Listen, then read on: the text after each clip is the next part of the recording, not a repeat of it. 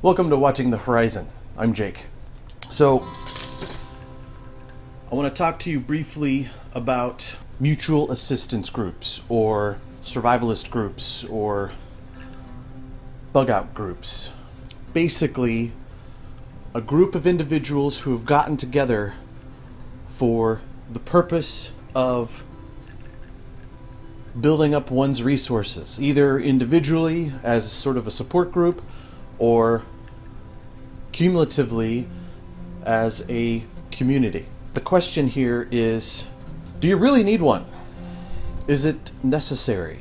Well, no, it's not necessary. But I'll tell you what, as someone who has gone it alone, there's a certain amount of fun in just doing it yourself. You just go out and whatever you think is cool, you do it. You're a bit of a ship without a rudder kind of thing, unless you have a very specific plan, which I highly endorse that idea. But, for the most part, people don't really have any sort of specific objective in mind.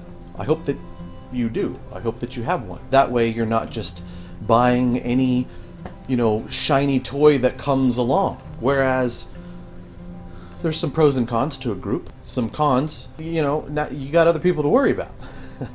I mean, as far as anytime you have a group of people, the potential for personality clashes, arise, leadership issues, who's going to be in charge of what, kind of thing. Hopefully this is the kind of thing that you're going to work out beforehand, either as the group is forming, or perhaps the group has already formed and they have some sort of hierarchical structure, so that when you come in, you know what your role is going to be. You know what good you are. You know what you're bringing to the table and what the expectations are for you to be in that group. I've seen different groups require that you be able to pass, physical fitness tests, and that you have a minimum of this much ammunition and a minimum of this much medical supplies and a certain amount of food and water already.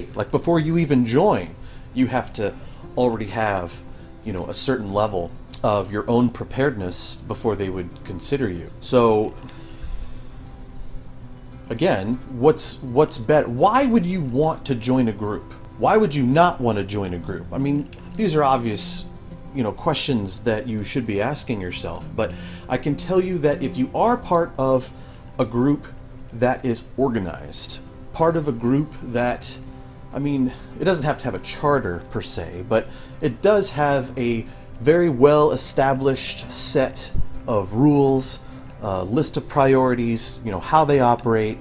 This is important because I think one of the biggest things about a mutual assistance group that a lot of people don't really take into consideration is your particular set of morals and values. Not everybody agrees with you. They're not all the same.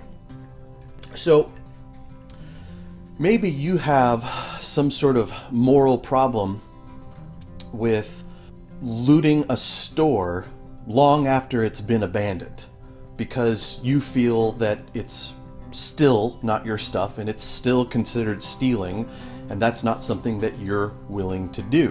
Whereas the group is not going to have a problem doing that. Or what about going into a home and pillage that home for any resources that it has? Well, what if it runs into people while it's there?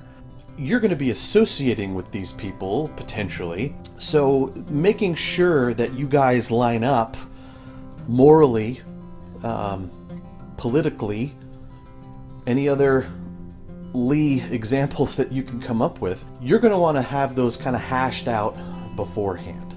So if you can find such a group or start such a group, I think doing so would be great. Now, even if the sole purpose of the group is just to help each other build one's own supply, and then in the event of some kind of catastrophe or scenario that you would need to actually fall back on these supplies, maybe the group is disbanded. Maybe that's part of the deal, is we're just here to help each other get set up, but then if the balloon ever goes up, you're on your own. Or if you are the type of group that you're meant to meet somewhere, you're meant to get together and pool your resources. I mean, that's cool too. Again, it's how well do you get along? Do you know what your role is? Yada yada.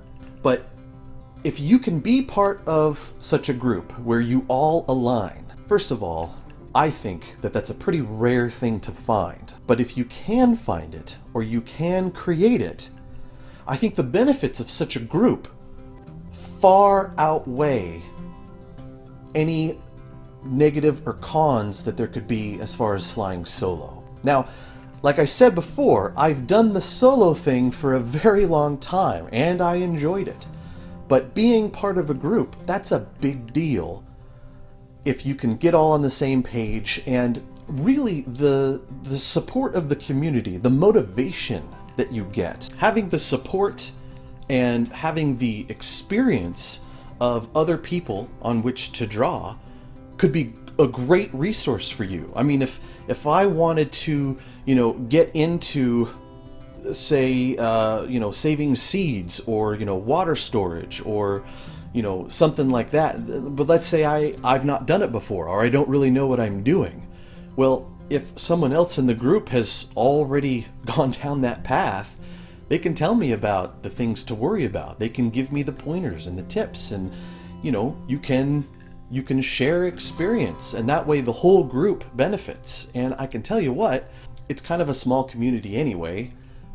Being able to freely and openly talk about the whole, prepping lifestyle, it's kind of nice to have those conversations without people kind of staring at you funny. I have another video where I talk about how you should probably not bring that up in every conversation that you have. For the most part, it's not really looked at favorably, but there's nothing wrong with it. I think everybody should be doing it, to some degree, but to be able to actually just talk about it. Now, I'm not talking about any sort of political rant or anything like that. I'm talking about skills. I'm talking about where to find a deal on how to find dehydrated peas, or something like that. I think that if you can draw on that experience, I mean, that really goes a long way. But going solo, I think it's great too. I think you go slower. I think you go not in as focused a direction, potentially, but is it absolutely necessary? No, definitely not. If you can find the right group though, or start one, then it's just better. It adds a whole nother element to the hobby. I'm gonna call it a hobby, because being able to share and talk about and do the thing that you love with others, it multiplies the entire thing. So there you go. Anyway, give me your thoughts. Anybody have a bad experience with a survival group or a mutual assistance group? I'm kind of curious to hear what some of your complaints are whenever trying to join one, or maybe you were part of one and then it kind of went astray and you decided to get out of there.